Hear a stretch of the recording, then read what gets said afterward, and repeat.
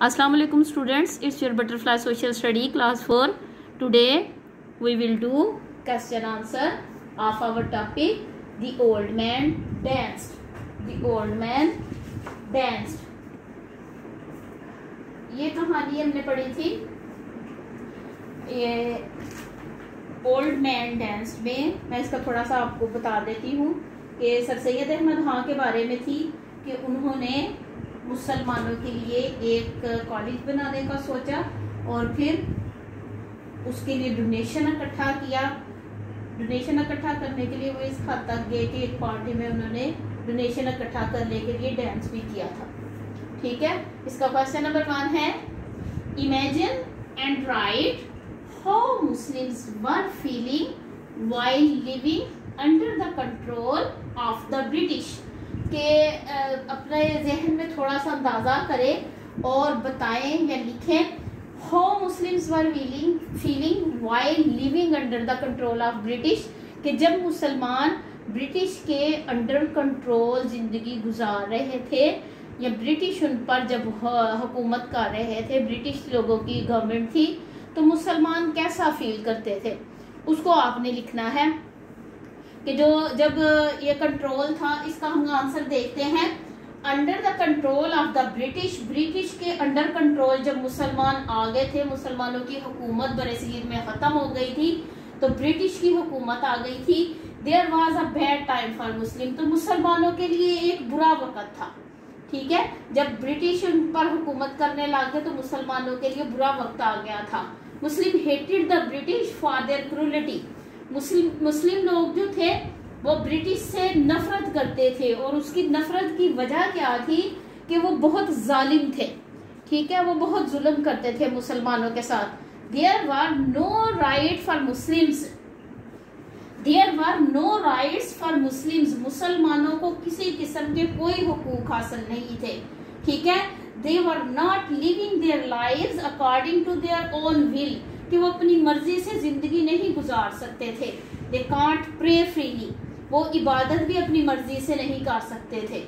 ठीक है, they can not get education, ना वो तालीम हासिल कर सकते थे फ्रॉम गुड इंस्टीट्यूशन, अच्छे इदारों से, क्योंकि अच्छे इदारे सारे ब्रिटिश के अंडर कंट्रोल थे, हिंदुओं के अंडर कंट्रोल थे, और वो किसी सूरत भी नहीं चाहते थे कि हम मुसलमानों को इन इंस्टीट्यूशन में दोबारा से तालीम हासिल करने के लिए ले आए और वो हमारे लिए खतरा बन जाए, क्योंकि उन्होंने ब्रिटिश लोगों ने जो हुकूमत थी वो मुसलमानों से छीनी थी। ठीक है, in short Muslims were not living a good and happy life, कि मुसलमान जो है ना वो अच्छी जिंदगी, एक पुरसुकून जिंदगी, एक फ्री जिंदगी नहीं गुजार रहे थे under the British control, British के अंडर गवर्नमेंट में या ब्रिटिश के कंट्रोल में। यानी ज्यादातर हुकूक जो थे ना वो ब्रिटिश को हासिल थे, जो बड़ी बड़ी सीट्स पे थे वो ब्रिटिश थे और हिंदू लोग थे, और मुसलमानों को उन्होंने साइड पे कर दिया हुआ था कि मुसलमान दोबारा से हमारे लिए कोई खतरा ना बन जाए और मुसलमानों को इतना पीछे कर दें कि वो दोबारा उठने के काबिल ना हो सके या दोबारा वो गवर्नमेंट करने के काबिल ना हो सके। ठीक है, मुसलमानों ने अच्छी जिंदगी नहीं थी गुजारी कि ब्रिटिश के अंडर कंट्रोल रह के, क्योंकि मुसलमान एक आज़ाद कौम है और वो उनकी पूरी कोशिश होती थी कि हम किसी के अंडर ना काम करें, स्पेशली उन लोगों के जो मुशरिक लोग हैं या हिंदू हैं, उन लोगों के अंडर कंट्रोल काम ना करें।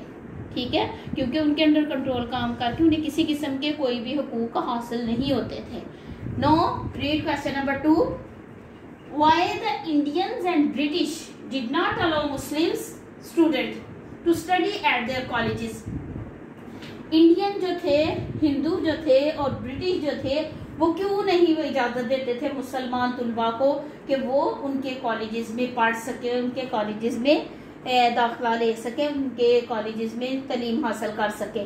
तो इसका आंसर है they didn't allow Muslim to study at their colleges because मुसलमानों को वो इजाजत ही नहीं देते थे कि वो उनके कॉलेजेस में पढ़ सके या एडमिशन ले सके।